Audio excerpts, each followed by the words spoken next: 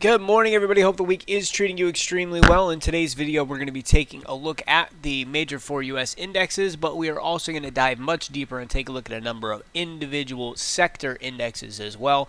Talk about who's leading us, where the laggers are, and what we can expect moving forward. First off, let's start with the New York Composite Index here. As you can see, we're actually, as a whole, a bit of ways from those all-time highs. We're about 6% off from the New York Composite Index. But when we take a look in at the S&P 500, we're just a little less than 2% away from those all-time highs. We take a look in at the NASDAQ here. We're 1% away from those all-time highs. We take a look at the Dow Jones, we're not that far off either, about 2.5%. And of course, as we have discussed, the Russell, which is lagging big time here, is way off of its highs, still 10% off of those highs. So you can see we've really got some lagging out of the mid and the small caps. And subsequently, out of the entire New York Composite Index, we're still actually at a resistance level here. So this is something we should continue to pay attention to moving forward.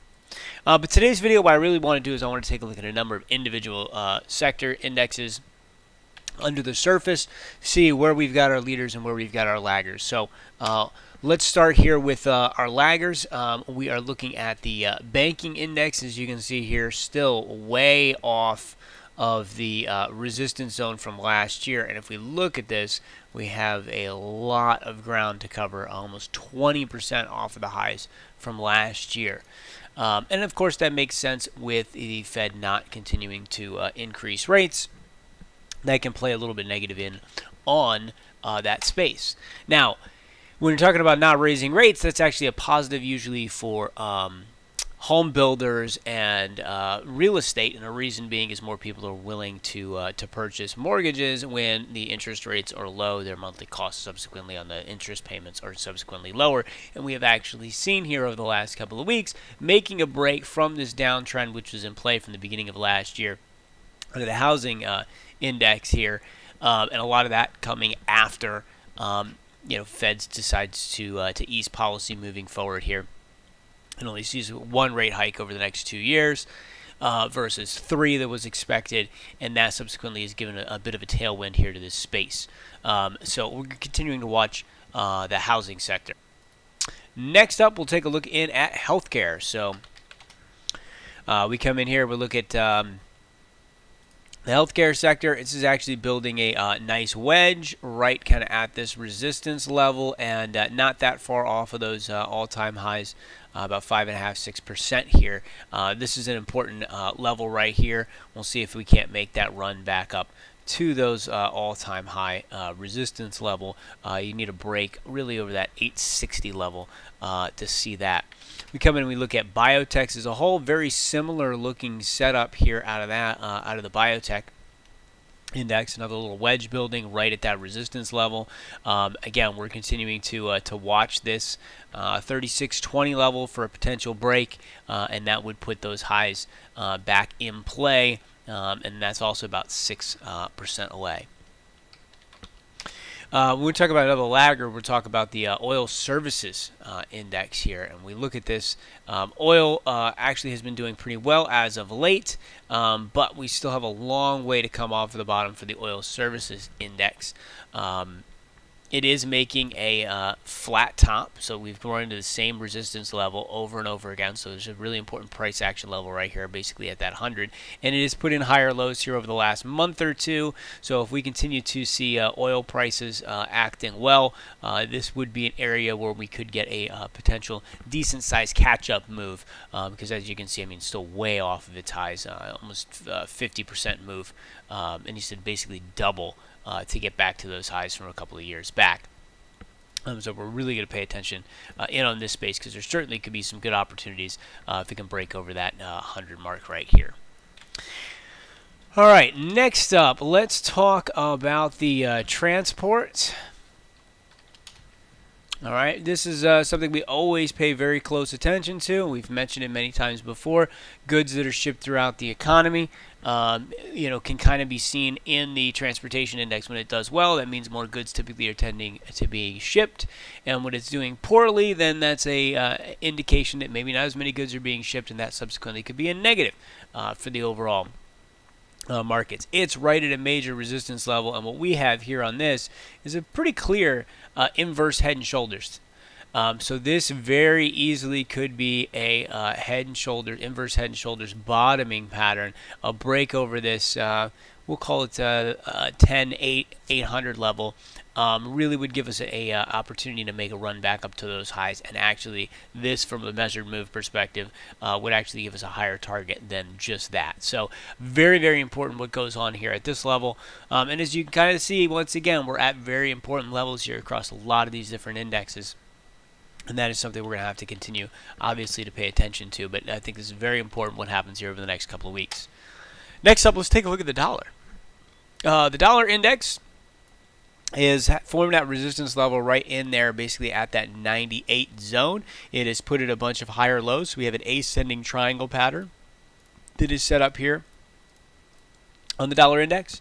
A break over this would be very, very important to pay attention to for a lot of the commodity space. Things are priced in U.S. dollars. The strength of the U.S. dollar could actually hurt the price points of a lot of the other commodities. So we always pay attention to the U.S. dollar. It is coiling up. It's still kind of in the middle of this range that it's been trading in for most of the year. Over 98, below 96, that's really where we're going to get that next kind of movement. As it trades inside this range, we'll just keep our eye on it, but nothing super exciting. Let's take a look in at the emerging market index. We've talked about this a lot. Now, this drawing from the last time that we looked at this a couple months back, the top of this resistance zone is right here, and that is basically where we're at. We're about 1% away from that at the moment. So we had that nice downtrend break. We had a higher low put in here, break that top, and running right back into that resistance level that we forecasted a couple of months back. So what happens here at this 1110 zone is very, very important. If it gets up over that, the next area of resistance is going to be that 1160 zone. Right now we are kind of in that overbought condition here on a daily basis. That doesn't mean that we're going to collapse or anything like that, but usually we'll tend to have a couple of days or a week of pullback while the index kind of resets itself for that potential next leg higher. So if this drops back below 70, watch for a couple of days of weakness, see how it reacts at these moving averages, and we can see if we can get that next push towards that 1160 zone. Now, what has been leading us here? Let's take a look at telecoms. The telecom index here has been flying.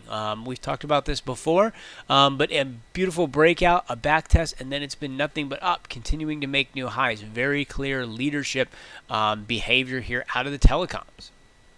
And if we come in here and we take a look at the semiconductors, they finally poked above and made new highs here over the last week, and that is a big positive for the overall market. We talk about the semiconductors and the transports as two of the areas that I really, really pay a lot of attention to. Transports, again, moving goods around the economy. The semiconductors, really talking about that technology and that growth area of the market. And when that is in a leadership perspective like it is right now, that typically bodes pretty well. So if we can get the transports to get over that resistance level as well, and the semiconductors here making new highs, that would be a very positive sign here for the rest of the year.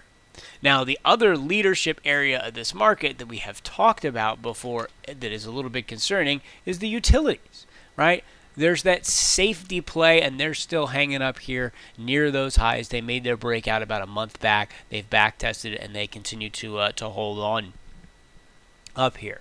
So when we take a look at what our leadership is right now, we've got telecoms, we've got semiconductors, and we've got utilities. A lot of indexes are at those resistance levels. It's still kind of that mixed bag, and we have not made those new all-time highs out of the S&P 500, though we are knocking on the door of it. And same thing on the NASDAQ. If we look in at the NASDAQ much closer, that would be, if I had to make a guess, the index that would win the race to the new all-time highs would be the NASDAQ because it is the closest at this point in time. But everything is still at those very important key levels. So let's pay attention to what happens here over the next week or two. Hopefully you found the individual indices information useful. Hope you guys have yourselves a fantastic day. Take care.